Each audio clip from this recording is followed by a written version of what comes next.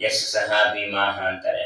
ಅಂದರೆ ವೃತಾಹ ಭಗವಂತನ ಬಗ್ಗೆ ಏನೇನು ಪ್ರಮಾಣಗಳಂತಿದೆ ಅದನ್ನೆಲ್ಲ ವೃತಾಹ ಧಾರಣೆಯನ್ನು ಮಾಡಿರ್ತಕ್ಕಂಥವ್ರಿಗೆ ಭೀಮ ಅಂತ ಹೆಸರು.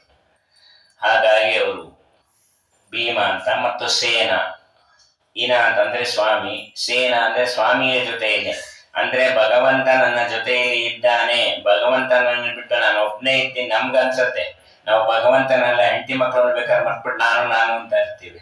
ಅವರ ಹಂಗಲ್ಲ, ಭಗವಂತನ ಜೊತೆಯಲ್ಲೇ ನಾನು ಇದ್ದೀನಿ ಅಂತ ಅವ್ರಿಗೆ. ಅದಕ್ಕೆ ಸೇನ ಸ ಇನ, ದೇವರ ಜೊತೆಯಲ್ಲೇ ನಾನಿದ್ದೀನಿ ಎನ್ನಲು ಸದಾ ಕಾಲದಲ್ಲಿ ನೀನು ಈಶಾ ನಾನು ದಾಸ ಅನ್ನತಕ್ಕಂಥದ್ದನ್ನ ತಲೆಯಲ್ಲಿ ಇಟ್ಕೊಂಡಿದ್ರು. ಹಾಗೆಯಿಂದ ಭೀಮನೋ ಹೌದು ಸೇನನೋ ಹೌದು ಅಂತೇಳಿ ಭೀಮಶ್ಚಾಸೌ ಸೇನಶ್ಚ ಭೀಮಸೇನ ಅಂದಿದ್ದಾರೆ. ಭೀಮಸೇನ ದೇವರು ಹುಟ್ಟಿದ ಮೇಲೆ ಎಲ್ಲ ಒಂದು ದೇವಸ್ಥಾನಕ್ಕೆ ಬಂದಿದ್ದಾರೆ. ಮಾರ್ಗ ಮಧ್ಯದಲ್ಲಿ ಕಾಡಿನಲ್ಲಿ ಸುಸ್ತಾಗಿ ಕುಂತಿದೇವಿ ಆ ಭೀಮನನ್ನ ತೊಡೆ ಮೇಲೆ ಮಲಗಿಸ್ಕೊಂಡು ಕೂತಿದ್ದಾಳೆ. ಆ ಸಮಯಕ್ಕೆ ಒಂದು ಹುಲಿ ಬಂತು. ಹುಲಿ ಬಂತು ಅಂತ ಎದ್ದು ನಿಲ್ಲುವಾಗ ಮಗುನ್ ಮರ್ತ್ಬಿಟ್ಟಿದ್ದಾಳೆ ಭಯಕ್ಕೆ. ಹಾಗೆ ಎತ್ತಿದ್ದಾಳೆ, ಮಗು ಕೆಳಗೆ ಬಿದ್ದಿದೆ. ಬಿದ್ದ ಕೂಡ ನಾವು ಹೇಳ್ತೀವಲ್ಲ, ಮಕ್ಕಳು ಬಿದ್ದರೆ ನೋಡಿ ಪಾಪ ಕಲ್ಲಿಗೆ ಏಟಾಯ್ತು ನಿನ್ನಿಂದ ಅಂತ. ಆಮೇಲೆ ಆ ಮಗುನಂತೆ ನನಗೂ ನೋವಾಯ್ತು ಅಂತ. ಆ ರೀತಿಯಲ್ಲಿ ಹೇಳೋದು ನಾವು. ಅದ್ರಲ್ಲಿ ನಿಜವಾಗ್ಲೂ ಆಗಿದ್ದು ಕಲ್ಲಿಗೆ ಏಟಾಗಿತ್ತು. 100 ಭಾಗ ಆಯಿತು. ಶತಶೃಂಗ ಅಂತ ಇದ್ದ ಪರ್ವತ ಅದು 100 ಭಾಗ ಆಗಿ ಹೆಸರು ಸಾರ್ಥಕ ಆಯಿತು. ಶತಶೃಂಗ ಪರ್ವತ ಅಂತ ಆಯಿತು. ಅಂದ್ರೆ ಭೀಮಸೇನ ದೇವರ ಮೇಲೆ ಅದರ ಹೆಸರು ಸಾರ್ಥಕ ಆಯಿತು ಅಂತಾರೆ. ನಂತರ ಇನ್ನೊಂದು ಮಗುವನ್ನ ಕೇಳುವಂದ ತಸ್ಮಿಂ ಪ್ರಜಾತೆ ರುದ್ರಂ ಪ್ರಸೂಹು ಮಹಾಸುರ ವಾಹನ ಸೈನ್ಯ ಸಂಯುತಾಃ ನೃಪಾಶ್ಚ ತತ್ಪಕ್ಷ ಭವಾ ಸಮಸ್ತಾಃ ತದಾ ವಿದಾಸುರ ರಾಕ್ಷಸಾಶ್ಚ. ಭೀಮಸೇನ ದೇವರ ಅವತಾರ ಆದಾಗ ಅಸುರರೆಲ್ಲ ಅವರ ಸೈನ್ಯಯುಕ್ತವಾಗಿ ರಕ್ತವನ್ನು ಕಾರ್ಕೊಂಡು ತಲೆ ಸುತ್ತು ಬಿದ್ದಿದ್ದಾರೆ. ಅವರಿಗೆಲ್ಲ ತಡೆಯಕ್ಕಾಗಲಿಲ್ಲ. ಎಲ್ಲರೂ ಭಯಭೀತರಾಗಿದ್ದಾರೆ. ರಕ್ತವನ್ನೆಲ್ಲ ಕಾರಿ ಕಾರಿ ಇನ್ನು ನಮ್ಮ ವಿನಾಶ ಕಾಲ ಬಂತು, ಸದ್ಯದಲ್ಲೇ ನಾವೆಲ್ಲ ನಾಶ ಆಗ್ತೀವಿ ಅಂತ ಸೂಚನೆ ಬಂದಿದೆ ಅಂತಂತೆ. ಅವರ್ಧತ ತೈವ ವೃಕೋದರೋ ವನೆ ಮುದಂ ಪುರಾಣ ಮಧಿಕಂಬವರ್ಧತೆ ತದೈವ ಶೇಷೋ ಹರಿಣೋದಿತೋ ವಿಶತ್ ಗರ್ಭಂ ಸುತಾಯ ಅಪಿದೇವಕಸ್ಯ. ವೃಕೋದರ ಭೀಮಸೇನ ದೇವರಿಗೆ ಯಾಕೆ ವೃಕೋದರ ಅಂತಾರೆ ಅಂತಂದ್ರೆ, ವೃಕ ಅಂತಂದ್ರೆ ಅದೊಂದು ಅಗ್ನಿ. ಆ ತೋಳದಂತೆ ಹೊಟ್ಟೆ ತೆಳುವಾಗಿದ್ದರೂ ಸಹ ಆ ಹೊಟ್ಟೆಯ ಒಳಗೆ ಅಗ್ನಿ ಇರ್ತದೆ, ಜಠರ ಅಗ್ನಿ. ಅದಕ್ಕೆ ವೃಕ ಅಂತ ಹೆಸರು. ಆ ವೃಕ ಅನ್ನತಕ್ಕಂಥ ಅಗ್ನಿ ಕೆಲಸ ಏನು ಅಂತಂದ್ರೆ, ಏನ್ ಸಿಕ್ಕಿದ್ರೆ ಎಲ್ಲವನ್ನ ಸುಟ್ಟು ಬೂದಿ ಮಾಡುತ್ತೆ. ಆದ್ರೆ ನಮ್ಮ ಈ ಅಗ್ನಿ ಎಲ್ಲ ಇದೆಯಲ್ಲ, ಎಲ್ಲವನ್ನ ಸುಟ್ಟು ಬೂದಿ ಮಾಡೋದಿಲ್ಲ, ಕೆಲವೊಂದು ಮಾತ್ರ ಸುಡುತ್ತೆ. ಕಬ್ನ ಸುಡತ್ತ ಅಂದ್ರೆ ಕಬ್ನ ಕರಗತ್ತೆ ಅಷ್ಟೇ, ಅದು ಪೂರ್ತಿ ಭಸ್ಮ ಆಗೋದಿಲ್ಲ. ಕಬ್ನ ನೀರಾಗಿ ಹೋಗುತ್ತೆ. ಅದ್ರೆಲ್ಲ ಹಂಗಲ್ಲ, ಸಂಪೂರ್ಣ ಸುಟ್ಟು ಭಸ್ಮ ಆಗತಕ್ಕಂಥದ್ದು ಆ ಜಠರ ಅಗ್ನಿ. ಅದು ಏನೇನು ಬೇಕಾದ್ರೂ ಸುಡುತ್ತೆ. ಮೊದಲು ದೇವರು ಶೇಷದೇವರಿಗೆ ಆಜ್ಞೆಯನ್ನು ಮಾಡ್ದ, ಹೋಗಿ ರೋಹಿಣಿಯ ಗರ್ಭದಲ್ಲಿ ಇರುವಂತ. 3 ತಿಂಗಳು ದೇವಕಿಯ ಗರ್ಭ, 7 ತಿಂಗಳು ರೋಹಿಣಿಯ ಗರ್ಭದಲ್ಲಿ ಇದ್ದು 10ನೇ ತಿಂಗಳಲ್ಲಿ ಸಂಪೂರ್ಣ ಆದ ಮೇಲೆ ಭಗವಂತ ಹೊರಗೆ ಬಂದ. ಅವನಿಗೆ ಬಲರಾಮ ಅವತಾರದಿಂದ ಬಂದಿದ್ದರಿಂದ ಅವನಿಗೆ ಬಲದಲ್ಲಿ ಅಧಿಕ್ಯನಾದಿಂದ ಬಲರಾಮ ಅಂತಂದ್ರು. ವಿಶೇಷವಾದ ಸದ್ಗುಣದಿಂದ ಬಲರಾಮದೇವರಿದ್ರು. ಬಲರಾಮದೇವರಲ್ಲಿ ಭಗವಂತನ ಆವೇಶವಿತ್ತು. ಇದಾದ ಮೇಲೆ ಕೃಷ್ಣಾವತಾರದ ಬಗ್ಗೆ ವಿವರಣೆಯನ್ನು ಕೊಡ್ಬೇಕಾದ್ರೆ, ಯಸ್ ಅಜ್ಞಾನ ಬಲೈಕ ದೇಹ ಸಮಸ್ತ ದೋಷೋಶ್ಚ ವಿನಿರ್ಜಿತಾಃ ಅವ್ಯಕ್ತ ತಾತ್ಪರ್ಯ ಮಯೋನ ಯಸ್ಯ ದೇಹ ಕುತಶ್ಚಿತ್ ಕಸ್ಯ ಹರೋಹರಿಹಿ. ಮೊದಲನೇದು ಆಚಾರ್ಯ ಹೇಳಿದು, ದೇವರಿಗೆ ಆ ದೇಹ ಈ ದೇಹದ ಅನಿವಾರ್ಯತೆ ಅವಶ್ಯಕತೆ ಇರಲಿಲ್ಲ. ದೇವರಿಗೆ ನಮ್ಮ ನಿಮ್ಮಂತೆ ದೇಹ ಅಲ್ಲ. ಅದನ್ನ 10 ಬಾರಿ ಹೇಳಿದರೆ ಸಾಕಂತೆ ನಮ್ಮ ಆರೋಗ್ಯವನ್ನ ರಕ್ಷಣೆಯನ್ನ ಮಾಡ್ತಾನೆ. ನಾವು ಆರೋಗ್ಯವಾಗಿರ್ಬೇಕು ಅಂದ್ರೆ ದೇವರೇ ನಿನ್ನ ದೇಹ ನಮ್ಮಂತಿಲ್ಲ ಅಂತ ಹೇಳಿ ಪಾದರಾಜರ ಅದನ್ನೇ ಲಕ್ಷ್ಮೀ ಶೋಭಾನಲ್ಲಿ 16 ಬಾರಿ ಹೇಳ್ತಾರೆ. ದೇವಕಿಯ ಗರ್ಭದಲ್ಲಿ ದೇವನು ಅವತರಿಸಿದ. ಅಲ್ಲಿ ಹೇಳ್ಬೇಕಾದ್ರೆ ಹೇಳ್ತಾರೆ, ವಿವೇಕ ಇದ್ದವರು ಯಾರಾದ್ರೂ ನೀನು ನಾನು ಒಂದೇ ಅಂತಾರ, ನಿನ್ನ ದೇಹ ನನ್ನ ದೇಹ ಒಂದೇ ಅಂತಾರ, ಯಾರು ಅನ್ನೋದಿಲ್ಲ. ಅವನಿಗೆ ಈ ತಂದೆ ತಾಯಿಯ ಅನಿವಾರ್ಯತೆಯೂ ಇರಲಿಲ್ಲ. ಇದೇ ಮಾತುಗಳನ್ನ ಆಚಾರ್ಯರು ಹೇಳ್ಬೇಕಾದ್ರೆ, ಸುಖ ಜ್ಞಾನ ಭವೈಕ ದೇಹ, ತಂದೆ ತಾಯಿ ತಿಂದ ಅನ್ನದಿಂದ ನಿರ್ಮಿತವಾದಂತಹ ಪ್ರಾಡಕ್ಟ್ ಅಲ್ಲ ನಮ್ಮ ಸ್ವಾಮಿ ಕೃಷ್ಣ ಪರಮಾತ್ಮ, ಹೌದಲ್ಲ? ವಸುದೇವ ದೇವಕಿ ತಿಂದ ಆಹಾರದ ಪ್ರಾಡಕ್ಟ್ ಅಲ್ಲ ಅವನು. ಸರಿ ಆಗ್ಲಿ, ಆದ್ರೂ ಅವನ ದೇಹಕ್ಕೆ ಒಂದೆಲ್ಲ ಒಂದು ಮೆಟೀರಿಯಲ್ ಅಂತೂ ಬೇಕಲ್ಲ, ಒಂದು ದೇಹ ಆಗೋದಕ್ಕೆ ಏನಾದ್ರು ಬೇಕಲ್ಲ. ಅದೇ ಯಾವುದು? ಅದಕ್ಕೆ ಹೇಳ್ತಾರೆ, ಜ್ಞಾನ ಮತ್ತು ಆನಂದಗಳೇ ದೇಹವಾಗಿ ಉಳ್ಳವನು. ಉತ್ತಮವಾದಂತಹ ಸದಾ ದೋಷರಹಿತವಾದಂತಹ ಸುಖ ಜ್ಞಾನ ಬಲವೇ ಭಗವಂತನ ದೇಹ. ಅವನು ಅವತಾರ ಮಾಡಿದಾಗ ಮಾತ್ರ ಅಲ್ಲ, ಸದಾ ಕಾಲದಲ್ಲೂ ಯಾವ ದೋಷವೂ ಲೇಷವೂ ಇಲ್ಲದೆ ಇರತಕ್ಕಂತಹ ಭಗವಂತ. ಅನಾದಿ ಕಾಲದಿಂದ ಅನಂತ ಕಾಲದವರೆಗೆ ದೇವರಿಗೆ ಯಾವುದೇ ದೋಷ ಇಲ್ಲ, ದೋಷ ಲೇಷವೂ ಇಲ್ಲ. ಅವ್ಯಕ್ತ ತತ್ಕಾರ್ಯ ಮನೋಮಯಶ್ಚ. ಅವ್ಯಕ್ತ ಅಂದ್ರೆ ಮೂಲ ಪ್ರಕೃತಿ. ನಿಮ್ಮ ದೇಹ ಎಲ್ಲ ಪ್ರಕೃತಿಯಿಂದ ನಿರ್ಮಿತವಾದದ್ದು. ಪ್ರಕೃತಿಯ ಪರಿಣಾಮದಿಂದ ವಿಕಾರ ಹೊಂದಿ ಭಗವಂತನ ದೇಹಕ್ಕೆ ಈ ಪ್ರಕೃತಿಯ ಸಂಬಂಧ ಇಲ್ಲದ್ರಿಂದ ಅವನ ದೇವರು ಅಂತ ಕರೆಯೋದು. ಅವನು ಅದಕ್ಕೆ ಅಪ್ರಾಕೃತ ಅಂತ ಕರೆಯತಕ್ಕಂಥದ್ದು. ಯಾರ ದೇಹಕ್ಕೆ ಅವ್ಯಕ್ತ ತತ್ವದ ಯಾವ ಉಪಕರಣಗಳನ್ನ ಉಪಯೋಗಿಸಿಲ್ಲ ಅವನಿಗೆ ಮಾತ್ರ ಪಂಚಭೂತಗಳಿಂದ ನಿರ್ಮಿತವಾದ ದೇಹ. ಯಾಕೆ ಹಾಗೆ ಅಂತಂದ್ರೆ, ಭಗವಂತ ಅಜ, ಜನನರಹಿತ. ಹಾಗಾದ್ರೆ ಈ ಮಗು ಇದೆಯಲ್ಲ, ಬೆಳೀತಾ ಇದೆಯಲ್ಲ, ಕೃಷ್ಣ ಬೆಳೆದ ಅಲ್ಲ, ಈ ಮಗು ಬೆಳೀತಾ ಇದೆಯಲ್ಲ, ಅವನು ಭಗವಂತ ಕಾಣಿಸದ ವ್ಯಕ್ತಿ, ಕಾಣಿಸ್ಕೊಂಡ. ಅದಕ್ಕೆ ಪ್ರಾದುರ್ಭಾವ ಅಂತ ಕರೀತಾರೆ. ಇನ್ನ ದೇವರ ಜನ್ಮ ಅಂತಂದ್ರು ಪ್ರಾದುರ್ಭಾವ ಅಂತಂದ್ರು ಎರಡು ಒಂದೇ ಆಯ್ತು ಇವಾಗ. ಇನ್ನ ದೇಹ ಬೆಳೀತಾ ಇದೆಯಲ್ಲ ಅಂತಂದ್ರೆ ಪಂಚಭೌತಿಕ ಶರೀರ. ಭಗವಂತ ಅವನಿಗೆ ಎಷ್ಟು ಬೇಕಾದ್ರೂ ಬೆಳೆಸ್ತಾನೆ, ಎಷ್ಟು ಬೇಕಾದ್ರೂ ಕುಗ್ಗಿಸ್ತಾನೆ. ಅವನಿಗೆ 50 ವರ್ಷ ಆದ್ಮೇಲೆ ಬೇಕಾದ್ರೆ ತಕ್ಷಣದಲ್ಲಿ ಬಾಲಕ ಆಗವಲ್ಲ. ಬಾಲಕನಾದವನು 50 ವರ್ಷದವರಂತ ಬೇಕಾದ್ರೂ ಇರಬಲ್ಲ. ಹಾಗಾಗಿ ಆಹಾರದಿಂದ ಬಂದಿರೋ ದೇಹ ಕೃಷ್ಣಂದಲ್ಲ.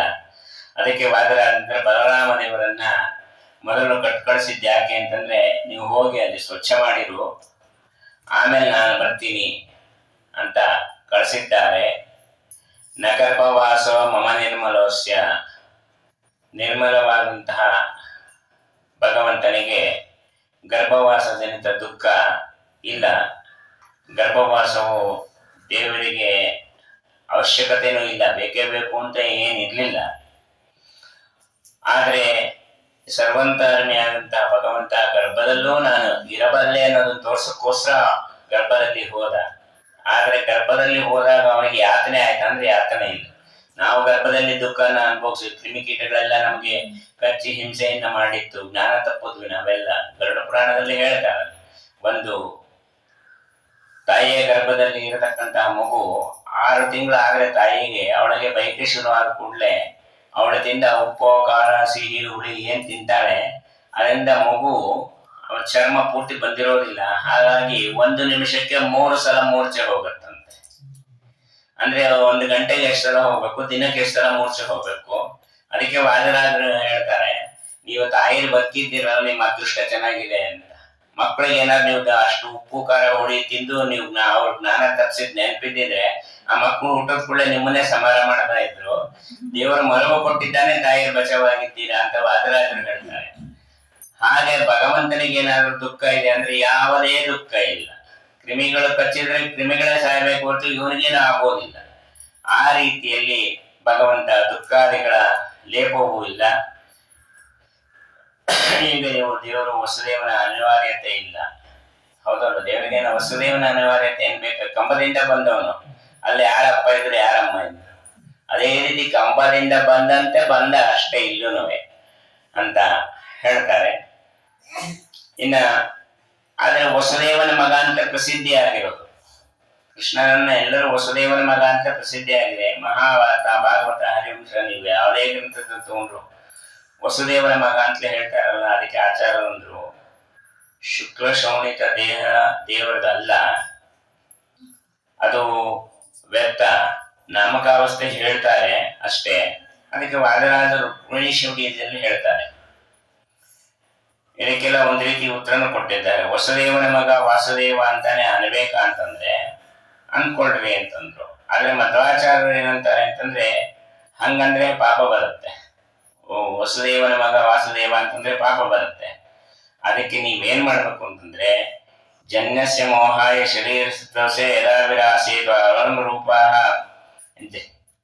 ಜನರನ್ನ ಮೋಹ ಮಾಡಲಿಕ್ಕಾಗಿ ಆ ರೀತಿ ಬಂದಂತೆ ನಟನೆಯನ್ನ ಮಾಡದೇ ಹೊರತು ಅವನು ಆ ದೇಹದಿಂದ ಅವನಿಗೆ ಯಾವುದೇ ಉತ್ಪತ್ತಿ ಅವಸ್ಥಿತಿ ಪರಿಸ್ಥಿತಿಗಳು ಯಾವುದೂ ಬೇಕಾಗಿರ್ಲಿಲ್ಲ.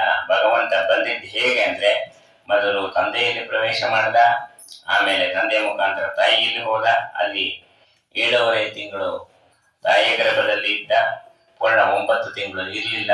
7.5 ತಿಂಗಳಿಗೆ ಅವನು ಅವತಾರ ಮಾಡಿಬಿಟ್ಟ. ಅದಕ್ಕೆ ಕೃಷ್ಣ ನರಸಿಂಹದೇವರು ಬಂದಂತೆನೆ ಇಲ್ಲಿಂದನು ಬಂದಿದ್ದಾನೆ ಅಂತ ಹೇಳಿದ್ರು. ಸಾಮಾನ್ಯವಾಗಿ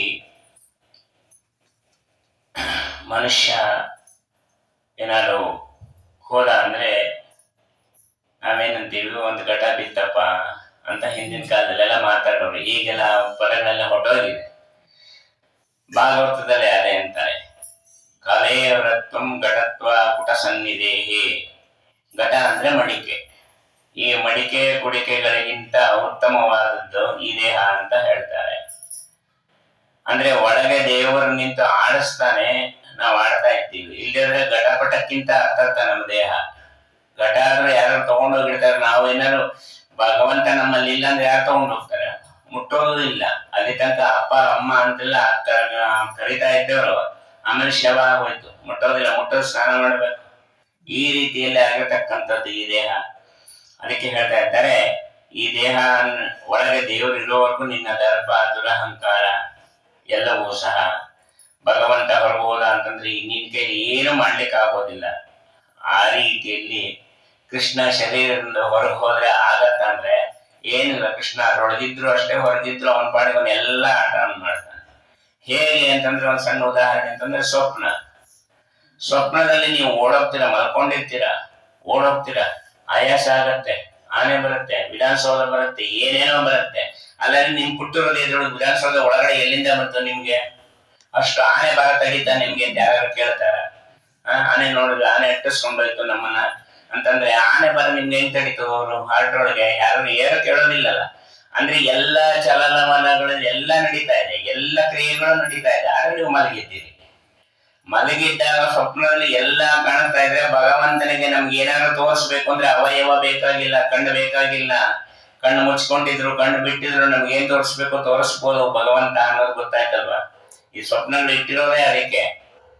ಹಾಗಾಗಿ ಆ ರೀತಿಯಲ್ಲಿ ಭಗವಂತ ಕೃಷ್ಣನ ಒಂದು ಲೀಲೆಯಿಂದ ಮಾಡಿ ತೋರಿಸ್ಬಿಟ್ಟಿದ್ರೆ ನಾವೇನ್ ಮಾಡ್ಬೇಕಾಗಿತ್ತು?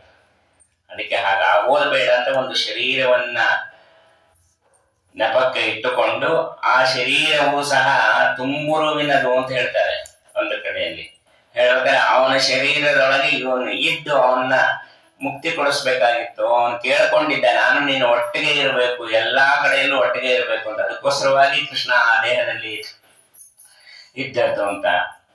ಆ ರೀತಿಯಲ್ಲಿ ಭಗವಂತ ಏತಾನ್ ಸರ್ವಾಸ್ವಾಂ ಪ್ರದೇಹ ಇಷ್ಟಂತೆ ದೇವಾಭ್ಯಾಂ ತಸ್ಯೋ ವೈ ದೇವಾಭ್ಯಾ ನಮೋ ಅಗ್ನಿರ್ದೇವರಾಯ. ಇನ್ನ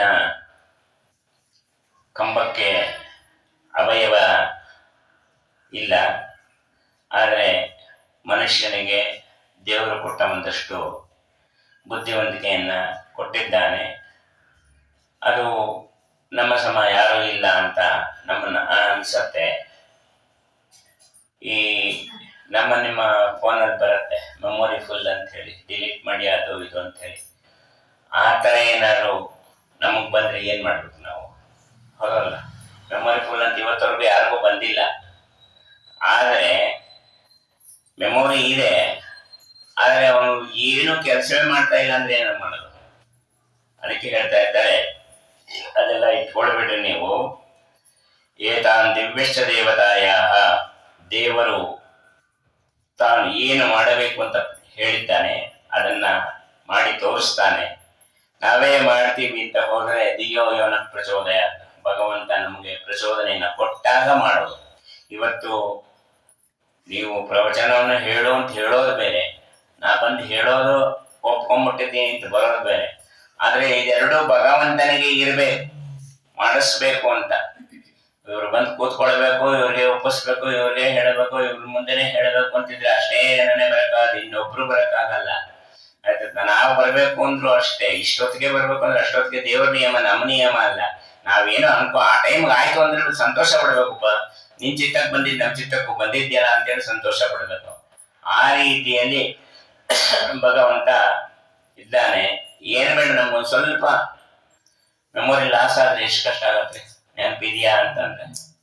ಹೌದೌದು, ಏನೋ ಮಾಡ್ಕೊಂಡು ಎಲ್ಲ ಮಾಡ್ಕೊಂಡಿರ್ತಾರೆ, ನೆನಪು ಶಕ್ತಿ ಹೊಟ್ಟೋಯ್ತು ಅಂತಂದ್ರೆ ಆಮೇಲೆ ಯಾರು ಹೇಗಿದ್ದಾರೆ ಈಗ ಅಂದ್ರೆ ಮಾತ್ರೆ ಕೊಡೋನಷ್ಟು ನೆನಪಿದ್ದಾರೆ ಅಷ್ಟೇ, ಬಾಕಿ ಎಲ್ಲ ಮರ್ತ್ಬಿಟ್ಟಿದ್ದಾರೆ. ಹಳೆದೆಲ್ಲ ಮಾತ್ರ ಒಂದು ಹೊತ್ತು ತಗೋತಾ ಇದ್ದಾರೆ, ಮನೆ ಮಟ್ಟು ಓಡಾಡ್ಕೊಂಡಿದ್ದಾರೆ.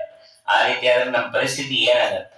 ಇವತ್ತು ಯಾರ ಆಧಾರ ಇಲ್ಲ, ಏನೋ ಹೋಗ್ತೀವಿ ಬರ್ತೀವಿ ಓಡಾಡ್ತಾ ಇದ್ದೀವಿ, ಯಾವತ್ತು ಹೇಗೆ ಅಂತ ಗೊತ್ತಿಲ್ಲ. ಅದಕ್ಕೆ ಭಗವಂತನನ್ನ ಸದಾ ಕಾಲದಲ್ಲಿ ಏನ್ ಕೇಳಬೇಕು, ನಿನ್ನ ಸಮ ಯಾರಿಲ್ಲಪ್ಪ, ನೀನ್ ಒಬ್ಬನೇ ನಮ್ಮನ್ನ ಎಲ್ಲಿಗ್ ಬೇಕಾದ್ರೂ ಮುಟ್ಟಿಸ್ತೀಯ. ನಾವು ಹೋಗ್ತೀವಿ ಅನ್ಕೊಂಡಿರೋಕ್ಕಿಂತ ನಾ ಎಲ್ಲಿ ಹೋಗ್ಬೇಕು ಅನ್ಕೊಂಡಿದ್ರೆ ಇನ್ನು ಅಲ್ಲಿಗೆ ಬರ್ತೀನಿ ಅಂತ ಅನ್ಕೋ ಅಂತ ಕೇಳ್ಕೋಬೇಕಂತ. ಯಾಕಂದ್ರೆ ಅವನ್ ಅನ್ಕೊಂಡ್ ಕಡೆ ನಮ್ಗೆ ಗೊತ್ತಿಲ್ಲ ಅವನ್ ಎಲ್ಲಿ ಕರ್ಕೊಂಡು ಹೋಗ್ಬೇಕು ಅಂತಾನೆ ಅಂತ. ಹಾಗಾಗಿ ನಿನ್ನ ಚಿತ್ತಕ್ಕೆ ಬಂದದ್ದು ಎನ್ನ ಚಿತ್ತಕ್ಕೆ ಬರಲಿ ಅಂತ ದಾಸರಾಯರು ಹೇಳಿದ್ರು ಬರ್ತಿತ್ತು, ನಮಗ್ ಬರಲ್ವೇ? ಹಾಗಾಗಿ ನಾವೇನ್ ಮಾಡೋದು, ನನ್ನ ಚಿತ್ತಕ್ಕೆ ಬಂದಿದ್ದು ನಿನ್ಗೆ ಒಪ್ಪಿಸ್ತಿದ್ದೀನಪ್ಪ, ಅದನ್ನ ಏನ್ ನೆರವೇರಿಸ್ತೀವಿ ನೆರವೇರಿಸು ಅಂತ ಕೇಳಬೇಕು. ಯಥಾಪುರ ಸ್ತಂಭಿತ ಸ ವಿರಾಸಿತ್ ಆಶುಕ್ಲ ರಕ್ತೋ ನೃಸಿಂಹ ರೂಪ ತದೈವ ಕೃಷ್ಣೋಪಿ ತದಾಪಿ ಮಾತಾ ಪಿತೃಶ್ಚ ಕ್ರಮ ದೇವ ಮೋಹಾಯ. ಹೀಗೆ ನರಸಿಂಹದೇವರು ಶುಕ್ಲ ಶ್ರೋಣಿತ ಸಂಬಂಧವಿಲ್ಲದೆ ಕಂಬದಿಂದ ಬಂದ ಹಾಗೆ ಕಂಬದಲ್ಲಿ ಬಂದ ಕೃಷ್ಣ ಪರಮಾತ್ಮ ಬಂದಿದ್ದಾನೆ. ತಂದೆ ತಾಯಿನ ಇಲ್ಲಿ ನಿಮಿತ್ತ ಮಾಡಿಕೊಂಡಿದ್ದಾನೆ. ಅಸುರ ಮೋಹನ ಅರ್ಥ ಅಷ್ಟೇ ಹೊರತು ಸಾಮಾನ್ಯವಾಗಿ ಜೀವ ಬರುವ ಕ್ರಮವನ್ನು ಉಪನಿಷತ್ತಿನಲ್ಲೆಲ್ಲ ವರ್ಣನೆಯನ್ನು ಮಾಡ್ತಾರೆ. ಪುಣ್ಯವೋ ಪಾಪವೋ ಮುಗಿದ ಮೇಲೆ ದ್ವಿಲೋಕಕ್ಕೆ ಬರ್ತೀವಿ. ಅಲ್ಲಿಂದ ನಮ್ಮನ್ನ ಕೆಳಕ್ಕೆ ಕಳಿಸಬೇಕಾದ್ರೆ ಬಳಸಿಕೊಂಡ ಮಾಧ್ಯಮ ಯಾವುದು ಅಂದ್ರೆ ಪರ್ಜನ್ಯ, ಮಳೆಯ ಮುಖಾಂತರ ಮಳೆ ಹನಿಯಲ್ಲಿ ಆ ಜೀವನನ್ನ ಭೂಮಿಗೆ ಕಳಿಸ್ತಾನೆ. ಭೂಮಿಗೆ ಬೀಳುವಂತೆ ಮಾಡಿದ ದೇವರು. ಅಲ್ಲಿಂದ ಎಲ್ಲಿ ಹುಟ್ಟಬೇಕೋ ಆ ವಿಳಾಸ ವಾಯುದೇವರಿಗೆ ಗೊತ್ತಿರುತ್ತೆ. ಅವರೇನ್ ಮಾಡ್ತಾರೆ, ಬೆಂಗಳೂರಲ್ಲಿದ್ದು ಮೋಡನ ಅಮೆರಿಕಕ್ಕೆ ತಗೊಂಡೋಗಿ ಅಲ್ಲಿ ಮಳೆ ಬರೆಸ್ತಾರೆ. ಅಲ್ಲಿ ಆ ಜೀವ ಬೆಳಿಲಿಕ್ಕೆ ಏನ್ ಬೇಕೋ ಅದನ್ನ ಧರಾದೇವಿ ಭೂಮಿಯಲ್ಲಿ ಬಿದ್ದದ್ದು, ಅದು ಭೂಮಿಯಲ್ಲಿ ಬಿದ್ದು ನೇರವಾಗಿ ಹೋಗೋ ಹಾಗಿಲ್ಲ. ಪುನಃ ಬೆಳೆಯಲ್ಲಿ ಧಾನ್ಯ, ಆ ಧಾನ್ಯವನ್ನ ಆ ಜೀವ ಸೇರ್ತಾನೆ. ಇನ್ನ ಮೂರನೇ ಅಗ್ನಿ ಯಾರು ಅಂತಂದ್ರೆ ಧಾನ್ಯ ಆಯ್ತು. ಯಾರ ಮನೆಗೆ ಹೋಗ್ಬೇಕೋ ಅವ್ರ ಮನೆಗೆ ಅವರ ಅಪ್ಪನ ಉದರಕ್ಕೆ ಸೇರುವಂತೆ ಭಗವಂತ ಮಾಡ್ತಾನೆ. ಅದು ಅಂದ್ರೆ ಪುರುಷ, 4ನೇ ಅಗ್ನಿ. 5ನೇ ಅಗ್ನಿ ಸ್ತ್ರೀ, 5ನೇ ಅಗ್ನಿ ತಾಯಿಯ ಗರ್ಭದಲ್ಲಿ ಸೇರ್ತಾನೆ. ಈ 5 ಕ್ರಮದಿಂದ ಬರತಕ್ಕಂಥ ಕ್ರಮ ಹೇಗಿದೆ, ಇದು 5 ಅಗ್ನಿಯನ್ನು ಉಪಯೋಗಿಸಿಕೊಳ್ಳಲ್ಲ ಭಗವಂತ. ಯಾಕಂದ್ರೆ ಅವನ ತಂದೆಯಲ್ಲಿ ಕೂತು ಅವನಿಗೇನು ಬೇಕಾಗಿತ್ತು, ಅವನಿಗೇನು ಬೇಕಾಗೇ ಇಲ್ಲ. ಅವನು ನೇರವಾಗಿ ಅವಿಶ್ಯಪಿತರಂ ವಿಷ್ಣು, ತಂದೆ ತಾಯಿ ಗರ್ಭಕ್ಕೆ ಹೋಗದೇನೆ ನೇರವಾಗಿ ಅವನು ಜೀವನನ್ನ ತೋರಿಸಬಲ್ಲ. ಸ್ವರೂಪಸ್ಥೇನೇವ ಮಾತ್ರಂ, ಅವನ ಸ್ವರೂಪದಿಂದಲೇ ಅವನು ನೇರವಾಗಿ ಹೋದ. ಅಲ್ಲಿ ಶುಕ್ಲ ಶೌನಿತನನ್ನ ಹೊರಗೆ ಹಾಕಿದ. ತಾನು ಗರ್ಭದಲ್ಲಿ ಇದ್ದ, ಗರ್ಭದಲ್ಲಿ ಇದ್ದರೂ ಇಲ್ಲದೆ ಇದ್ದರೂ ನನಗೇನು ವ್ಯತ್ಯಾಸ ಇಲ್ಲ ಅನ್ನತಕ್ಕಂಥದ್ದನ್ನ ತೋರಿಸಿದ್ದಾನೆ. ದೈತ್ಯರಿಗೆಲ್ಲರೂ ಏನ್ ನಿಮ್ ದೇವರು ಗರ್ಭವಾಸ ಅನುಭವಿಸ್ತಾ ಇದ್ದಾನೆ, ದುಃಖ ಪಡ್ತಾ ಇದ್ದಾನೆ ಅಂತ ಸಂತೋಷ ಪಟ್ರಂತೆ. ಅದೇ ರೀತಿ ಭಗವಂತ ನಾನು ಸುಖವಾಗಿ ಇದ್ದೀನಿ ಅಂತ ಎಲ್ಲರಿಗೂ ತೋರಿಸ್ಕೊಂಡಿದ್ದಾನೆ. ಇನ್ನು ಭಗವಂತ ಅವನೇ ದಿಕ್ಕು ನಮಗೆ. ಹೌದಲ್ಲ, ದೇವರ ಎದುರು ಕುತ್ಕೊಂಡು ಯಾವ ದಿಕ್ಕಿದು ಅಂತ ಕೇಳೋ ಹಾಗಿಲ್ಲ. ದೇವರ ದಿಕ್ಕಿಟ್ಕೊಂಡು ಪೂರ್ವನ ಪಶ್ಚಿಮ ದಕ್ಷಿಣ ಏನು ಕೇಳಬೇಕು, ದೇವರ ಎದುರು ಇದ್ಮೇಲೆ ಅವನೇ ದಿಕ್ಕು. ಆ ರೀತಿಯಲ್ಲಿ ಭಗವಂತ ಎಲ್ಲರಿಗೂ ಇದ್ದು ಅವರವರ ಪ್ರಾರಬ್ಧ ಏನಿದೆ ಅದಕ್ಕೆ ತಕ್ಕಂತೆ ಕಾರ್ಯಗಳನ್ನ ಮಾಡ್ತಕ್ಕಂಥವನು. ಕೃಷ್ಣ ತೀರ್ಮಾನ ಅಂತಿಮ ತೀರ್ಮಾನ. ಅವನು ಏನ್ ತೀರ್ಮಾನ ಮಾಡಿದ್ರೆ ಅದೇ ಇರುತ್ತೆ. ಅದನ್ನು ತೋರಿಸೋ ಸಲುವಾಗಿ ದೇವರು ಶಂಖ ಚಕ್ರ ಗದಾ ಪದ್ಮ ನವಮಾನಗಳನ್ನು ಹಾಕಿಕೊಂಡು ರುಕ್ಮಿಣಿ ವಿಷಯದಲ್ಲಿ ವಾದರಾಜ ಹೇಳಿದಂತೆ ಯದೀಹ ಜಾತೋ ವಸುದೇವ ವೀರ್ಯ. ಸಾಮಾನ್ಯವಾಗಿ ಯಾವುದೇ ಗ್ರಂಥ, ಭಾಗವತ, ಮಹಾಭಾರತ, ಯಾವ್ದು ವ್ಯಾಖ್ಯಾನ ಮಾಡಿದ್ರು ಆಚಾರ ಅಂದ್ರು, ಭಗವಂತ ಜ್ಞಾನಿಗಳ ಮಾತನ್ನ ಕೇಳಿ ಬಂದನೆಯ ಹೊರತು ತಾನಾಗಿ ಅವನಿಗೋಸ್ಕರ ನಾನೇನೋ ಮಾಡಬೇಕು, ನಾನೇನೋ ಸುಖ ಪಡಬೇಕು, ನಾನು ಸಂತೋಷ ಪಡಬೇಕು ಅಂತ ಹೇಳಿ ಬಂದದ್ದಲ್ಲ. ಬಂದಂತಹ ಭಗವಂತ ಎಲ್ಲ ಒಡವೆ ವಸ್ತ್ರ ಎಲ್ಲವನ್ನ ಹಾಕಿಕೊಂಡು ಭಗವಂತ ಅವತಾರವನ್ನು ಮಾಡಿದ್ದಾನೆ. ಅವನು ನಮ್ಮಂತೆ ಅಲ್ಲ ಅನ್ನೋದನ್ನ ಮತ್ತೊಮ್ಮೆ ತೋರಿಸಿಕೊಟ್ಟಿದ್ದಾನೆ. ಸಂಸಾರ ಬಂಧನದಿಂದ ಮುಕ್ತರಾಗಬೇಕಾದ್ರೆ ಕೃಷ್ಣನ ಕಥೆಯನ್ನ ದಿನದಿಂದ ದಿನಕ್ಕೆ ಮೇಲಿಂದ ಮೇಲೆ ಕೇಳ್ತಾನೆ ಇರಬೇಕು. ವಸುದೇವಂ ದೇವತಾಯಾಹ ಸಶಂಕ ಚಕ್ರಾಬ್ಜಗದಾ ಸದೃಷ್ಟಾಹ. ಈ ವಸುದೇವ ದೇವಕಿ ಕೇಳದಂತೆ ನಾನು ಶಂಖಚಕ್ರ ಗದಾತನಾಗಿ ಅವನು ಸಂಪೂರ್ಣ ಪೀತಾಂಬರ ಮುಟ್ಟು ಇರತಕ್ಕಂಥ ಕೂಸನ್ನೇ ನೋಡಬೇಕು ಅಂತ. ಅದಕ್ಕೆ ಹಾಗೆ ಬಂದಿದ್ದಾನೆ ಭಗವಂತ. ವಾದರಾಜರಂತಾರೆ ಹಿರಿಯ ಜಾತೋ ವಸುದೇವ ವೀರ್ಯ. ವಸುದೇವನ ವೀರ್ಯದಿಂದಲೇ ದೇವರು ಹುಟ್ಟಿದ್ರೆ ಆ ಶಂಖ ಚಕ್ರ ಗದಾ ಪದ್ಮ ಎಲ್ಲ ಎಲ್ಲಿಂದ ಬರಬೇಕಾಗಿತ್ತು? ಅದರಪ್ಪಿ ನಾವು ತಿಂದ ಅನ್ನದಿಂದ ವಿಕಾರ ಆಗತ್ತೆ ಅನ್ನೋದಾದ್ರೆ ಕೃಷ್ಣ ಉಟ್ಕೊಂಡು ಬಂದಿರೋ ಪೀತಾಂಬರ ಬರಬೇಕು ಅಂತಂದ್ರೆ ಅವಳು ರೇಷ್ಮೆ ತಿನ್ಬೇಕಾಗಿತ್ತು. ಅವಳಲ್ಲ ಕಿರೀಟ ಹಾಕೊಂಡಿದ್ದ, ಕಿರೀಟಕ್ಕೆ ಬಂಗಾರ ತಿಂದು ಒಬ್ಬ ಸಾಲೆಗನ್ನು ಒಳಗೆ ಕುಟ್ಕೊಂಡು ಅವನೆಲ್ಲ ಕಿರೀಟ ಎಲ್ಲ ಮಾಡಿಕೊಟ್ಟು ಆಮೇಲೆ ಹುಟ್ಟಬೇಕಾಗಿತ್ತು. ಆ ರೀತಿಯಲ್ಲೆಲ್ಲ ಏನು ಆಗಿಲ್ಲ. ಹಾಗಾಗಿ ಎಷ್ಟು ನುಂಗ್ಬೇಕು ಅವಳು ಅವಾಗ, ಎಷ್ಟು ವಸ್ತ್ರ ಆಗ್ಬೇಕು, ಒಡವೆ ಆಗ್ಬೇಕು, ಎಲ್ಲ ಒಬ್ಬೊಬ್ರಿಗೂ ಎಲ್ಲ ನುಂಗ್ಕೊಂಡು ಕೂತ್ಕೊಳ್ಳೋ ಅದೆಲ್ಲ ಏನೂ ಇಲ್ಲ. ಗರ್ಭವಾಸಕ್ಕೂ ನನಗೂ ಯಾವುದೇ ಸಂಬಂಧ ಇಲ್ಲ ಅನ್ನೋದನ್ನು ತೋರಿಸೋದಕ್ಕೆ ಬರೋ ಕಾಲಕ್ಕೆ ಹಾಗೆ ಬಂದ ಅಂತ ಹೇಳಿದ್ದಾರೆ. ದೇವರು ಬರೋ ಕಾಲಕ್ಕೆ ತಮದ್ಭುತಂ ಬಾಲಕಂ ಅಂಬುಜೇಕ್ಷಣಂ ಚತುರ್ಭುಜಂ ಶಂಖಚಕ್ರದಾಬ್ಜ ಆಯುಧಂ ಶ್ರೀವತ್ಸಲಕ್ಷ್ಮಂ ಗಲಶೋಭಿತ ಕೌಸ್ತುಭಂ ಪೀತಾಂಬರ ಸಾಂದ್ರಂ ವಯೋಧಿ ಸೌಭಗಂ. ಅದಕ್ಕೆ ಇಷ್ಟನ್ನೆಲ್ಲ ಹಾಕೊಂಡು ಬಂದಿದ್ದ. ಹಾಗಾಗಿ ಭಗವಂತ ಪ್ರಾದುರ್ಭೂತನಾದ. ಅನೇಕ ಸೂರ್ಯಕಾಂತಿಯಿಂದ ಕೂಡಿರುವ ಕಿರೀಟ ವಿದ್ಯುತ್ ಪ್ರಭಾ ಅಂತಾರೆ. ವಿದ್ಯುತ್ ಅಂತಂದ್ರೆ ಮಿಂಚು. ಮಿಂಚು ಒಂದ ತಕ್ಷಣ ಬಂದು ಹೋಗುತ್ತೆ. ಇದು ಹಂಗಲ್ಲ, ಹಂಗೇ ಇರತಕ್ಕಂಥ ಬೆಳಕು. ಆ ಬೆಳಕಿನಲ್ಲಿ ಏನು ನೋಡ್ಲಿಕ್ಕಾಗತ್ತೆ? ನಾವು ಏನು ನೋಡ್ಲಿಕ್ಕಾಗೋದಿಲ್ಲ.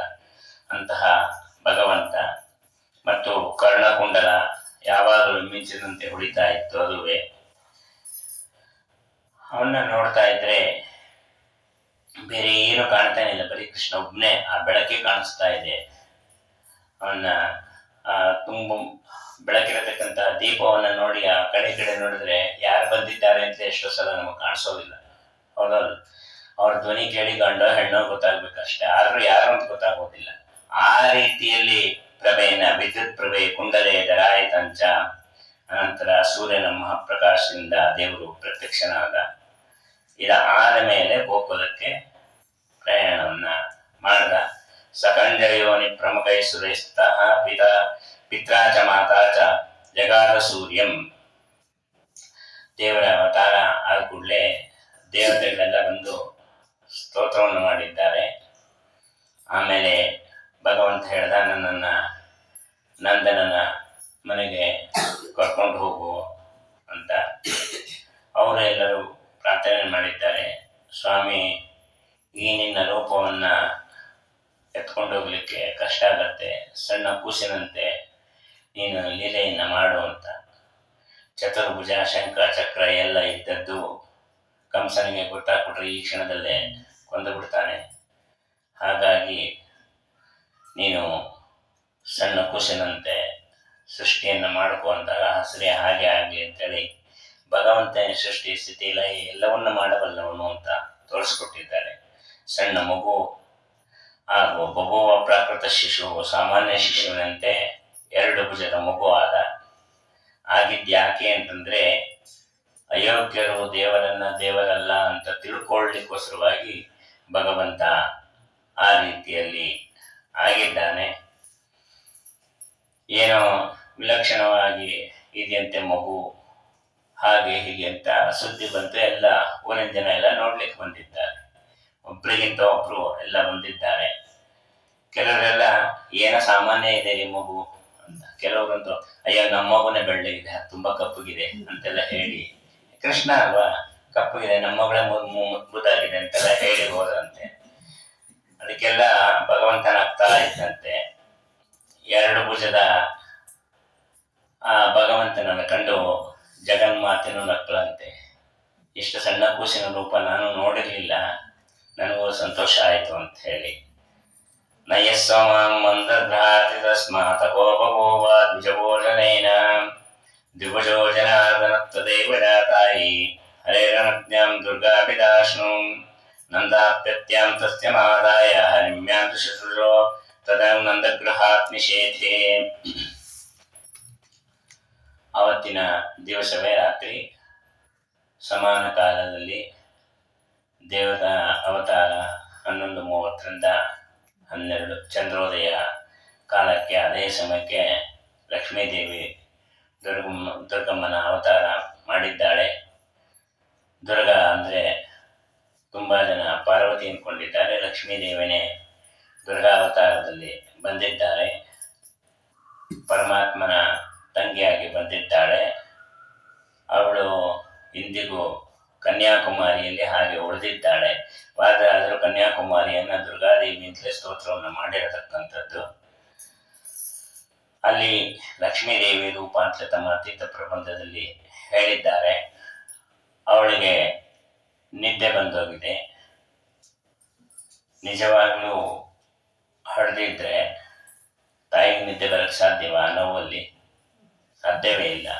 ಹಡ್ದಿಲ್ವಲ್ಲ, ಹಾಗಾಗಿ ಅವಳಿಗೆ ನಿದ್ದೆ ಬಂದಿದೆ. ಆ ಹೆರಿಗೆ ನೋವು ಶುರು ಆಗಬೇಕು. ಈಗಿನ ಥರ ಏನಲ್ವಲ್ಲ, ಇಲ್ಲ ಆಟೋ ಇಲ್ಲ, ಬಸ್ ಇಲ್ಲ, ಡಾಕ್ಟ್ರ್ ಇಲ್ಲ, ಅದಿಲ್ಲ ಇದಿಲ್ಲ ಅಂತ ಹೇಗೆ ಕರ್ಕೊಂಡು ಹೋಗಿದ್ದಾಳೆ. ಹೋದಾಗ ಅಲ್ಲಿ ಅವಳು ಮಗುನ ಹಡ್ದು ಹಾಯಾಗಿದ್ಲು ಅಂದರೆ ಅವರಿಬ್ಬರು ಲಕ್ಷ್ಮೀನಾರಾಯಣರು, ಹಾಗಾಗಿ ಯಾರಿಗೂ ಯಾವ ತೊಂದರೆಯೂ ಆಗಲಿಲ್ಲ. ಅದರಿಂದ ನಿದ್ದೆ ಮಾಡ್ತಾ ಇದ್ದಾಳೆ. ಇನ್ನು ಉಳಿದದ್ದೆಲ್ಲ ಭಾಗವತದ ಗ್ರಂಥಗಳಲ್ಲಿ ಹೇಳಿದ್ದಾರೆ. ಆಚಾರ್ಯರು ಇಲ್ಲಿ ಎಷ್ಟು ಬೇಕೋ ಅಷ್ಟು ಮಾತ್ರ ಹೇಳಿದ್ದಾರೆ. ದೇವಕಿಯ 7ನೇ ಗರ್ಭ ಸ್ರಾವಾಯಿತು ಅಂತ ಎಲ್ಲ ತಿಳಿದ್ರು. ಕಂಸನೊಂದಿಗೆ ತಿಳಿದ ಈ ಕನ್ನಿಕೆಯ 8ನೇ ಗರ್ಭದಿಂದ ತಿಳ್ಕೊಂಡ. ಆ ಹೆಣ್ಣನ್ನ ಮಗುವನ್ನ ಕಾಲನ್ನು ಹಿಡ್ಕೊಂಡು ಬಂಡೆ ಮೇಲೆ ಹಾಕಬೇಕು ಅಂತ ಎತ್ತಿದ್ದಾನೆ. ಅವನ ಕೈಯಿಂದ ಹಾರೋದು ದುರ್ಗಾದೇವಿ. ಅಷ್ಟಭುಜದಿಂದ ಆಕಾಶದಲ್ಲಿ ಕಾಣಿಸ್ಕೊಂಡು ಬ್ರಹ್ಮಾದಿ ದೇವತೆಗಳು ಪೂಜೆ ಮಾಡಿದ್ರು. ಜೊತೆಗೆ ಆ ದುರ್ಗಾದೇವಿ ಹೇಳಿದ್ಲು, ನಮ್ಮ ಅಪ್ಪ ಅಮ್ಮ ಏನು ಅಪರಾಧ ಮಾಡಿಲ್ಲ, ಅದನ್ನ ಯಾವುದೇ ಕಾರಣಕ್ಕೂ ಶಿಕ್ಷಿಸಬೇಕಾಗಿಲ್ಲ ನೀನು ಅಂತೆಲ್ಲ ಹೇಳಿ ಅವ್ರನ್ನ ಹೊಟ್ಟೆ ಉರಿಸ್ಕೋಬೇಡ ಅಂತ ಹೇಳಿ ಅವಳು ಹೋದ್ಲು. ಇಷ್ಟಾದ ಮೇಲೆ ಆಚಾರ್ಯರು ಹೇಳೋ ವಿಶೇಷ ವಿಚಾರ ಅಂದರೆ, ದುರ್ಗೆ ಇನ್ನ ಕೂಸಿನ ರೂಪದಲ್ಲೇ ಹಾಸಿಗೆ ಮೇಲೆ ಇದ್ಲಂತೆ. ಅದು ಅಪ್ಪ ಅಮ್ಮ ಮಾತ್ರ ಕಾಣಿಸ್ತಿತ್ತಂತೆ, ಬಾಕಿ ಯಾರಿಗೂ ಆ ಕೂಸು ಕಾಣಿಸ್ತಾ ಇರಲಿಲ್ಲ. ದೇವಕಿ ಅದನ್ನು ಹಿಡ್ಕೊಂಡು ಅಪ್ಪಿಕೊಂಡು ಮಗುವಿನ ಲಾಲನೆ ಪಾಲನೆಲ್ಲ ಮಾಡಿದ್ದಾಳೆ. ಆದರೆ ಕಂಸ ಇದ್ಯಾವುದೋ ಅವನಿಗೆ ಕಾಣಿಸ್ತಾನೇ ಇಲ್ಲ. ಅದು ಕೂಸು ಅವಳಿಗೆ ಮಾತ್ರ ಕಂಡಿದೆ, ತಂದೆ ತಾಯಿಗಳ ಬಿಟ್ಟು ಇನ್ಯಾರಿಗೂ ಕಾಣದೇ ಇರೋ ರೀತಿಯಲ್ಲಿ ಭಗವಂತ ವ್ಯವಸ್ಥೆಯನ್ನು ಮಾಡಿದ್ದ. ಕಂಸ ತಂಗಿಗೆ ಹೇಳ್ದ, ಪಶ್ಚಾತ್ತಾಪದಿಂದ ಹೇಳ್ತಾನೆ, ನಿಮಗೆ ಅನ್ಯಾಯ ಮಾಡಿಬಿಟ್ಟೆ, ನಿನ್ನ ಮಕ್ಕಳನ್ನೆಲ್ಲ ಕೊಂದುಬಿಟ್ಟೆ, ನಾನು ಅಸುರ ಇದ್ದಾಗೆ ಏನೇನೋ ಮಾಡಿಬಿಟ್ಟೆ, ನಿನ್ನನ್ನು ಕೊಲ್ಲಬೇಕು ಅಂತಿದ್ದೆ ಅಂತೆಲ್ಲ ಹೇಳಿ ಕೊನೆ ಹೇಳ್ತಾನೆ. ಅವಳು ಹೇಳ್ತಾನೆ, ನೀ ಕೊಲ್ಲಕ್ಕೆ ಯಾರು, ಅವ್ರು ಸಾಯ್ಲಿಕ್ಕೆ ಅವ್ರು ಯಾರು? ಅವನು ಒಂದು ಮಾತು ಅಂತಾನೆ, ತಂಗಿ ನೀ ಹೇಳಿದ್ದು ಸತ್ಯ, ನಾ ಕೊಲ್ಲಿಕ್ಕೆ ನಾನು ಯಾರು, ಅವ್ರು ಸಾಯ್ಲಿಕ್ಕೆ ಅವ್ರು ಯಾರು, ಎಲ್ಲ ದೇವರ ಆಟ ಅಂತ ಆಚಾರ್ಯರು ಇಲ್ಲಿ ಒಂದು ತಾತ್ಪರ್ಯವನ್ನು ಕೊಡ್ತಾರೆ. ಕಂಸ ಮಹಾಸುರ ಅಂಥವನಿಗೆ ಹೇಗೆ ಪಶ್ಚಾತ್ತಾಪ ಬರಬಾರ್ದು, ಹೇಗೆ ಬಂತು? ರಾಕ್ಷಸರಿಗೆ ಪಶ್ಚಾತ್ತಾಪ ಬರಬಾರ್ದು, ನಾ ಮಾಡಿದ್ದೆ ಸರಿ ಅಂತಲೇ ಅನ್ಬೇಕು ಅವರು. ಅಂಥದ್ರಲ್ಲಿ ಹೌದು ಬೇಜಾಡ್ಬಿಟ್ಟಿದ್ದಾನ ಅವನು, ಅನ್ಯಾಯ ಮಾಡಿಬಿಟ್ಟೆ ಅಂತೆಲ್ಲ ಹೇಳಿದ್ದಾನಲ್ಲ, ಅದು ಯಾಕೆ ಬಂತು? ಅದಕ್ಕೆ ಆಚಾರ್ಯರು ಹೇಳ್ತಾರೆ, ಯಾರು ತಪ್ಪು ಕೆಲಸ ಮಾಡಿದ್ದಾಗ ಪಶ್ಚಾತ್ತಾಪ ಪಡ್ತಾರೆ ಅವರು ಸಜ್ಜನರು. ಹಾಗಂತ ಹೇಳಿ ಪದೇ ಪದೇ ತಪ್ಪು ಮಾಡ್ತಾ ಇರೋದು ಸುಮ್ಮನೆ ಪಶ್ಚಾತ್ತಾಪ ಪಡೋರಲ್ಲ. ಮೇಲಿಂದ ಮೇಲೆ ಮಾಡಬಾರ್ದು, ಮಾನಸಿಕವಾಗಿ ತಗ್ಗಿ ಕುಗ್ಗಿ ನಾ ಇದನ್ನು ಮಾಡಬಾರ್ದಾಗಿತ್ತು ಮಾಡಿಬಿಟ್ಟೆ, ಇನ್ಮೇಲೆ ಸರಿಪಡಿಸ್ಕೊಳ್ಬೇಕು ಅಂತ ಯಾರಿರ್ತಾರೆ ಅವರು ಪ್ರಾಮಾಣಿಕವಾಗಿ ಯಾರಿಗೆ ಮುಂದಿನ ಅವನು ಸಜ್ಜನ. ಕಂಸ ಮಹಾಯೋಗ್ಯ, ಕಾಲನೇಮಿ ಅನ್ನತಕ್ಕಂಥ ಅಸುರ, ಅವನಿಗೆ ಪಶ್ಚಾತ್ತಾಪ ಬಂತಲ್ಲ ಹೇಗೆ ಅಂತಂದ್ರೆ, ಆಚಾರ್ಯಂದ್ರು ಕಾಲನೇಮಿಗೆ ಬಂದಿದ್ದಲ್ಲ, ಕಾಲನೇಮಿಯ ಒಳಗಿದ್ದ ಭೃಗು ಋಷಿಗಳಿಗೆ ಬಂದದ್ದು. ಕಂಸನಿಗೆ ಹಾಗೆ ಮನಸ್ಸು ಬರಲಿಕ್ಕೆ ಸಾಧ್ಯವೇ ಇಲ್ಲ ಅಂದಾಗ ಎರಡನೆಯ ಜೀವ ಅಲ್ಲಿದ್ದಂತಹ ಭೃಗು ಋಷಿಗಳು ಅದನ್ನು ಬಳಸಿದ್ದಾರೆ. ಕಂಸಂದು ಈ ರೀತಿಯಾದ ಮನಸ್ಸಿರಲಿಲ್ಲ. ಆನೀಯ ಕಂಸೈ ಯಧತ್ವಮನ್ಮಂತ್ರಿಣಃ ಪ್ರೋವಾಚ ಕನ್ಯಾ ವೇಚನಂ ಸಮೇಶ ಶತ್ವಾಚ ತೈ ಪ್ರೋವಚತಾಂ ಮಹಾಪಾಪಂ ಕಾರ್ಯಂ ಬಾಲಾನಾಂ ನಿಜಂ ಸರ್ವಶೂಪಿ. ಆಚಾರ್ಯರು ಹೇಳ್ತಾರೆ, ತುಂಬ ಪುಣ್ಯ ಇರಬೇಕು. ಕಂಸ ಮನೆಗೆ ಬಂದ ಮಂತ್ರಿಗಳೆಲ್ಲ ಕೂಡಿಸ್ಕೊಂಡು ಹೇಳ್ದ, ಈ ಹೆಣ್ಣು ಮಗು ಹೇಳ್ತು ನಾನು ನಿನ್ನನ್ನು ಕೊಲ್ಲಲ್ಲ ಅಂತ, ನಿನ್ನನ್ನು ಕೊಲ್ಲೋನು ಇನ್ನೆಲ್ಲೋ ಹುಟ್ಟಿದ್ದಾನೆ ಅಂತ, ಹಾಗಾದರೆ ಏನು ಮಾಡೋದು? ಆಗ ಅವನ ಸಹಚರರೆಲ್ಲ ಎಲ್ಲ ಊರಲ್ಲಿರೋ ಎಲ್ಲ ಮಕ್ಕಳನ್ನು ಕೊಂದಾಕ್ಬಿಡೋಣ ಅಂದರು. ಎಲ್ಲ ಮಕ್ಕಳಲ್ಲಿ ಅದು ಸಿಗಬೇಕಲ್ಲ, ಯಾರು ಕಂಸನನ್ನು ಕೊಲ್ಬೇಕಾದ್ರೆ ಆ ಮಗು ಸಿಗ್ಬೇಕಲ್ಲ. ಎಲ್ಲ ಮಕ್ಕಳನ್ನ ಕೊಂದಾಗ ಯಾವುದಾದ್ರೂ ಒಂದು ಹಾಗೆ ಆಗಿರುತ್ತೆ. ಹಾಗಾಗಿ ಎಲ್ಲ ಮಕ್ಕಳನ್ನ ಕೊಂದು ಬಿಡೋಣ. ಇಂಥ ಅಯೋಗ್ಯರು ತಮ್ಮನ್ನ ಕೊಲ್ಲಲಿಕ್ಕೆ ಅಂತ ಬಂದ ಒಬ್ಬ ಸಿಗ್ಲಿಲ್ಲ ಅಂತ ಎಲ್ಲರನ್ನು ಕೊಲ್ತಾರೆ. ಆ ಅಯೋಗ್ಯರು ಅಷ್ಟು ಯಾವಾಗ ತಮ್ಮ ಕೈಯಲ್ಲಿ ಆಗಲಿಲ್ಲ ಆಗ ಇಡೀ ಆ ಕುಲವನ್ನು ದ್ವೇಷ ಮಾಡೋದು, ಅವರನ್ನು ನಾಶ ಮಾಡೋದು, ಅಷ್ಟು ಸ್ವಾಭಾವಿಕವಾಗಿ ಅವರು ಸೋಲನ್ನು ಒಪ್ಕೊಳ್ಳೋದಿಲ್ಲ. ಅಸುರರು ಮಂತ್ರಿಗಳೆಲ್ಲ ಹಿಂಸೆಯಲ್ಲೇ ಪ್ರವೃತ್ತರಾದವರು. ಇವನು ಹೇಳ್ಬಿಟ್ಟಾದರೆ ಅವರಿಗೆ ಚೇಳಿಗೆ ಪಾರಪತ್ಯ ಕೊಟ್ಟಂಗೆ ಆಯಿತು. ಬೆಳಗ್ಗೆ ಎದ್ದು ನೋಡ್ತಾರೆ, ನಂದನ ಹೆಂಡತಿ ಕೂಸನ್ನು ಇಟ್ಟುಕೊಂಡು ಮುದ್ದಾಡ್ತಾ ಇದ್ದಾಳೆ. ಕೃಷ್ಣಮ್ಮ ಯಶೋದಾಂಚ ತಥೈವ ನಂದ ಆನಂದ ಸಾಂದ್ರೇತಿ ಕೃತಿ ಪ್ರಮೇಯ. ಓಹೋ, ಇವನು ನನ್ನ ಮಗನೇ, ಬ್ರಹ್ಮಾದಿ ದೇವತೆಗಳು ತಂದೆಯಾದ ಸ್ವಾಮಿ ನನ್ನ ಮಗ ಅಂತ ತಕ್ಷಣ 1,00,000 ಬ್ರಾಹ್ಮಣರಿಗೆ ಗೋದಾನ ಮಾಡಿದ್ನಂತೆ. ನಾವಿವತ್ತು ಮನೇಲಿ ಒಂದು ಕೂಸು ಹುಟ್ಟಿದ್ರೆ 1 ಲೋಟ ಹಾಲು ಕೊಟ್ಟಿರೋದಿಲ್ಲ. ಮನೇಲಿ ಮಕ್ಕಳು ಹುಟ್ಟಿದ್ರು ಅಂದ ತಕ್ಷಣ ಗೋದಾನ ಮಾಡಬೇಕು, ಇಲ್ಲ 1 ಲೀಟ್ರಷ್ಟು ಹಾಲಾದ್ರೂ ದಾನ ಮಾಡಬೇಕು ಅಂತಿದೆ. ಮನೇಲಿ ಮಕ್ಕಳು ಹುಟ್ಟಿದಾಗ ಆ ರೀತಿ ಕೊಡಬೇಕು. ಬೇಕಾದಷ್ಟು ರತ್ನ ವಜ್ರವು ಎಲ್ಲ ಭೂಷಣಗಳನ್ನು ದಾನ ಮಾಡಿದಂತೆ. ವಿಷಯ ತಿಳಿದು ಎಲ್ಲ ಗೋಪಿಯರಿಗೆ ಆನಂದ ಆಗಿದೆ. ಎಲ್ಲ ಆನಂದದಿಂದ ಬಂದಿದ್ದಾರೆ. ಹೊಸ ಬೆಣ್ಣೆ, ಹಾಲು, ಮೊಸರು ಎಲ್ಲ ತಂದಿದ್ದಾರೆ. ವಾದರಾಜರು ಅದಕ್ಕೆ ಅಂತ ಹುಟ್ಟಿರೋ ಪುಸ್ತಕ ಹಾಲು ಬೆಣ್ಣೆ ಮೊಸರಲ್ಲೇ ತಿಕ್ಬೇಕಾಗಿತ್ತು.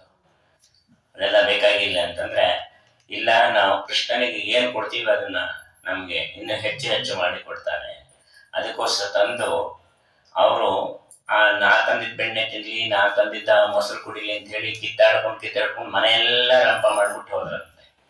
ಅದಕ್ಕೆ ನನ್ ಮನೆ ರಂಪ ಮಾಡಿದಿರ ಅಂತ ಹೇಳಿ ದಿವಸ ಹೋಗಿ ಅವ್ರ ಮನೆಯೆಲ್ಲ ಬೆಣ್ಣೆ ಎಲ್ಲ ಕದ್ದು ಎಲ್ಲ ಇದ್ ಮಾಡಿ ಬರ್ತಿದ್ದೆ. ಯಾಕಂದ್ರೆ ಏನ್ ಮಾಡಿದ್ರು ಅದನ್ನ ಅಕ್ಷಯ ಮಾಡ್ಬೇಕಲ್ಲ. ಅದಕ್ಕೆ ಪ್ರತಿನಿತ್ಯ ಬೆಣ್ಣೆ ಕದಿಯೋದು, ಮೊಸರು ಗಡಿಗೆ ಹೊಡಿಯೋದೆಲ್ಲ ನೀವ್ ಯಾರ್ಯಾರು ನಮ್ಮ ಮನೇಲಿ ಬಂದ್ ಮಾಡಿದ್ರಿಂದ ಹುಟ್ಟಿದಾಗ ಅದನ್ನ ಈಗ ಮಾಡ್ತಾ ಇದ್ದೀನಿ ಅಂತ ಹೇಳಿ ಮಾಡ್ತಾ ಇದ್ದಂತೆ. ಆಮೇಲೆ ನಂದ ಕಂಸನ ಮನೆಗೆ ಬಂದ. ವಸುದೇವ ಜೈಲಿನಲ್ಲಿದ್ದ, ನೀ ಯಾಕೆ ಬಂದಿ, ಏನೇನೋ ಅಪರಿಷ್ಕಾರ ಆಗ್ತಾ ಇದೆ, ಆದಷ್ಟು ಬೇಗ ಮನೆ ತಲುಪು ಅಂತ ಹೇಳದಂತೆ. ಅಷ್ಟರೊಳಗೆ ಪೂತನಿನ ಕರೆಸ್ಬಿಟ್ಟಿದ್ದಾನೆ ಇವನು. ಈ ಪೂತನಿ ಆ ಕಂದನನ್ನ ಸಂಹಾರವನ್ನು ಮಾಡಬೇಕು.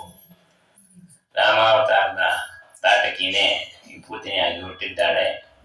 ಅವಳಲ್ಲಿ ಊರ್ವಶಿಯ ಆವೇಶ ಇತ್ತು. ಅದಕ್ಕೆ ಸದ್ಗತಿ ಆಗಿತ್ತು ಅಂತ ಭಾಗವತದಲ್ಲಿ ಹೇಳಿದ್ದಾರೆ. ಆಚಾರ್ಯ ಹೇಳ್ತಾರೆ ಜೀವದ್ವಯ, ಆ ಜೀವದ್ವಯ ಆವೇಶ ಅಂದ್ರೆ ಡ್ಯೂಯಲ್ ಸಿಮ್ ಇದ್ದಂತ ಅಷ್ಟೇ, ಇನ್ನೇನಿಲ್ಲ. ಇದು ವರ್ಕ್ ಆಗತ್ತೆ, ಇಲ್ಲ ಅದು ವರ್ಕ್ ಆಗತ್ತೆ ಅಂತ. ಹಾಗೆ ಆ ರೀತಿಯಲ್ಲಿ ಜೀವದ್ವಯ ಆವೇಶ ಇದ್ದದ್ರಿಂದ ಸಜ್ಜೀವಕ್ಕೆ ಸದ್ಗತಿ ಆಯಿತು. ಸಾ ಪೂತನ ನಾಮ ನಿಜ ಸ್ವರೂಪ ಅಸಾಧ್ಯ ರಾತ್ರೋ ಶುಭ ರೂಪವಚ್ಚ, ತನ್ನ ನಿಜ ರೂಪವನ್ನ ಮುಚ್ಚಿಟ್ಟಿದ್ದಾಳಂತೆ. ರಾಕ್ಷಸಿ ಅಂತ ಗೊತ್ತಾದ್ರೆ ಯಾರು ಸೇರಿಸ್ತಾರೆ?